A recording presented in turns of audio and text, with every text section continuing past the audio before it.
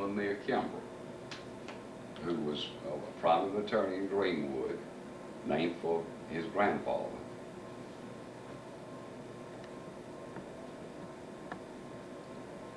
Then the next child to be born of that marriage was William Poindexter Kimbrough, a notable planter there in the Eldina area. He had a plantation called Quito Plantation. He had 2 sons, and one of them had 2 sons, the other one had 3 sons, you know, approximately my age. And they're continuing their families, I assume, to this day. The next child of this marriage was my grandfather, William Morgan Kimbrough. He had only 1 child, and that was Genevieve South of Kimbrough, my mother. And my mother had 2 sons, my brother John Pickens McGeoy Jr. My mother was married to John Pickens McGeoy, and then of course me, Morgan Kimbrough McGeoy. And I had 2 sons and a daughter. I have 2 sons and a daughter. Morgan Kimbrough McGeoy Jr., and Tucker Kimbrough McGeoy, and Molly Jeffries McGeoy. Now, Tucker has a little 18-month-old, Tucker Kimbrough McGeoy Jr. And stop.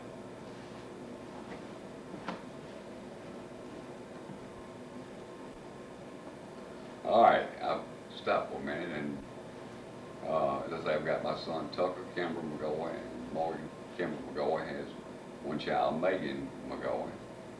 Molly is not yet married, but I think has good prospects at the present. Then the next child born of this marriage would have been Elizabeth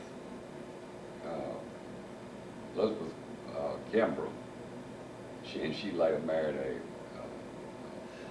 a preacher, Mr. Clements, and they had 1 son and a bunch of daughters. And the next child born of the marriage was Dolly Kimbrough, and she had 1 daughter that had a son and a daughter that are good friends of mine. The son lives in Greenwood, the daughter lives on the coast. The next child born would have been Hunter Southworth Kimbrough, who has 1 son that lives somewhere, I think in Virginia now. And then the next child would have been Allen McCaskill Kimbrough Jr., who had 2 sons and a daughter. And one of the sons was killed in college. But the other son has a son that lives here in Jackson, Mississippi. That's Allen McCaskill Kimbrough the third. And the last son was Marmaduke South Kimbrough, who was a great football player. He was all-American at Sewanee, the University of the South. And he went and played a little professional football. He was a huge man, about 6'6", about 275, 80, but he was considered